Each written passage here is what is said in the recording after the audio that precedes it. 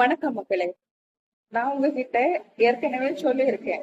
என்னோட கணவர் மீன்பிடி தொழில் செய்யும் ஒரு மீனவர் இப்போ அவரை படகுல கொண்டு விடுறதுக்காக கிளம்பலாம்னு இருக்கும்.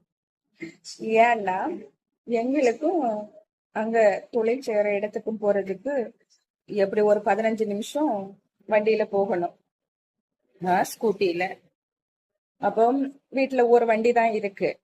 குழந்தைங்களை நாளைக்கு ஸ்கூல்ல கொண்டு போய் விடணும் இல்லையா, அதனால இவர் அங்க கொண்டு போய் விட்டுட்டு நான் வண்டி எடுத்துட்டு வந்துருவேன்.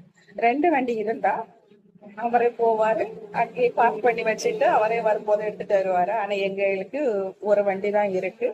அதனால இவரை அங்க கொண்டு போய் படகுல கொண்டு போய் விட்டுட்டு நான் வண்டி எடுத்துட்டு வந்துருவேன்.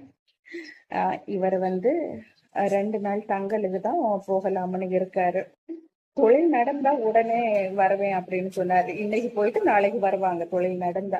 அப்படி தொழில் மோசமா போயிட்டு இருந்தேன்னா தொழில் நடக்கிறத பொறுத்துதான் நான் கரைக்கு வர முடியும். ஒரு நாளும் ஆகலாம், 2 நாளும் ஆகலாம் அப்படின்னு சொல்லியிருக்காரு. சின்ன படகானதுனால அதுக்கு மேல அங்க கடல்ல எல்லாம் இருக்க முடியாது. ஏன்னா அதுக்கு தேவையான திங்ஸ் தான் கொண்டு போறாங்க. இன்னைக்கு விட போறேன். இன்னும் வரும்போது கால் பண்ணுவார்ல, அப்போ நான் உங்ககிட்ட ஷேர் பண்றேன்.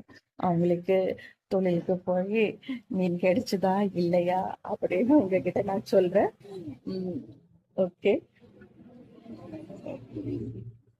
ரெடி ஆயிட்டே இருக்காரு. சரி, கேட்டு ஓபன் பண்ணலாம். அவரே போகாம ரொம்ப நாள் ஆச்சு.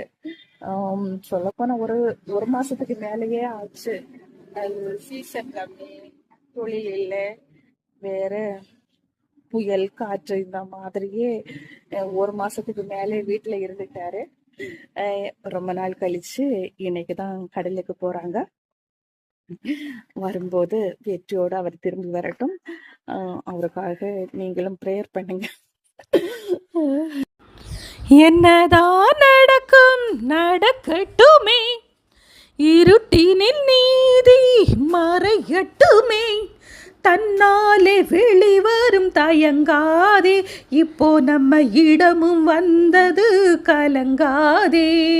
மக்களே பாருங்க மக்களே, இங்கே தான் இந்த படகெல்லாம் சின்ன சின்ன படகெல்லாம் இங்கே தான் கட்டி போட்டு வச்சுருப்பாங்க. நாம் கொண்டு வந்து விட்டாச்சு. இன்னும் நமக்கு அவருக்கு பாய் பாய் சொல்லிவிட்டு நமக்கு கிளம்புது மக்களே. மீண்டும் பார்ட் 2 அவர் வரும்போது நான்